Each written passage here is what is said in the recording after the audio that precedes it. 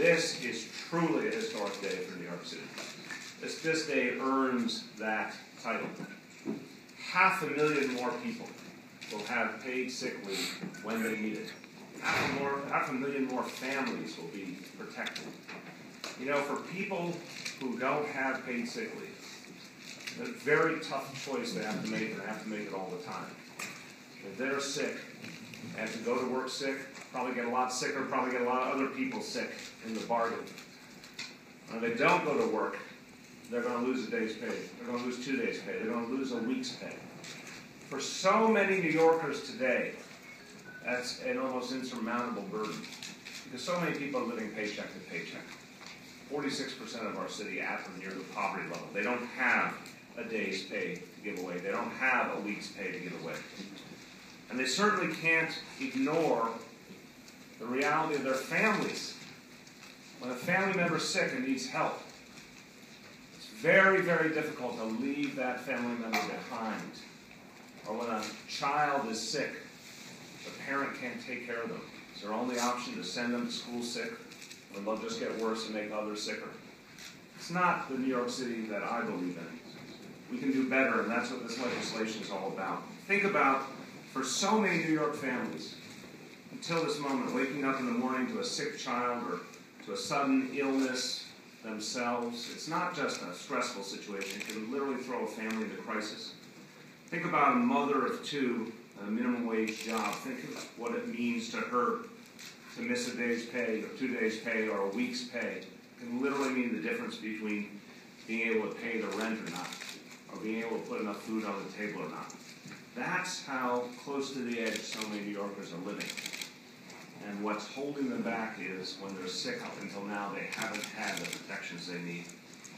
We've made it our mission to lift up families who are struggling, to raise the floor for people trying to work their way to some kind of basic economic security. And that is the mark of a compassionate city, of a city that actually values families.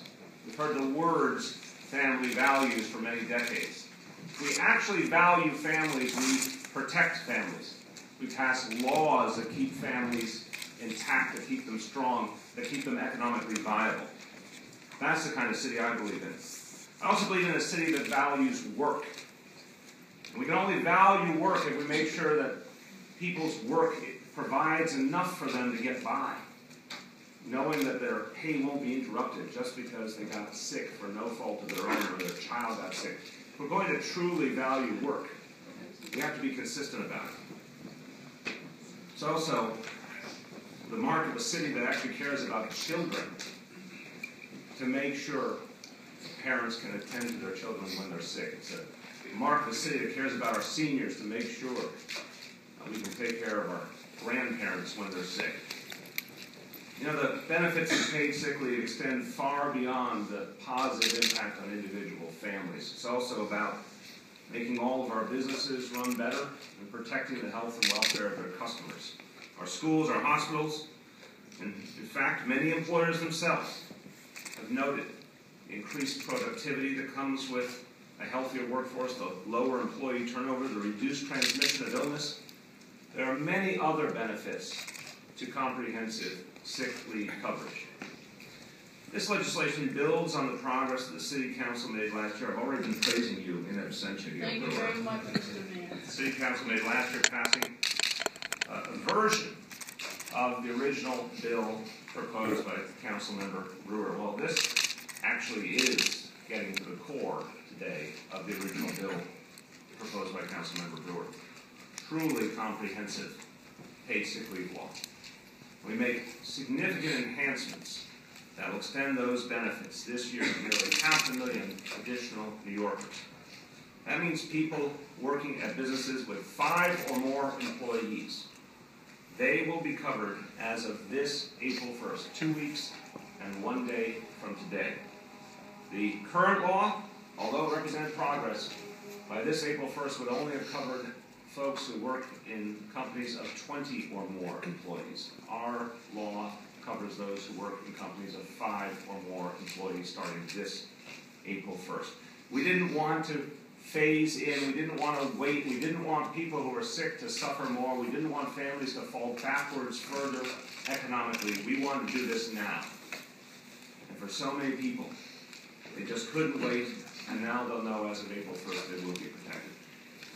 In addition to extending the number of employees covered, this legislation makes important additional changes, including extending the opportunity for paid sick leave time to be used to care for grandparents, grandchildren, and siblings. By doing that, we recognize that our families come in all shapes and sizes. And I think President Clinton said on the day of our inauguration that my family and I represent a modern family. Well, there's a lot of modern families in New York City. There's a lot of families of all kinds. We love them all, and we embrace them all equally. This legislation recognizes that reality. It shows that government values each and every kind of family, each and every kind of caregiver. We need to give them the opportunity to provide that care. This law is the first of many steps we are taking to fundamentally address inequality in this city and make this a city where everyone rises together.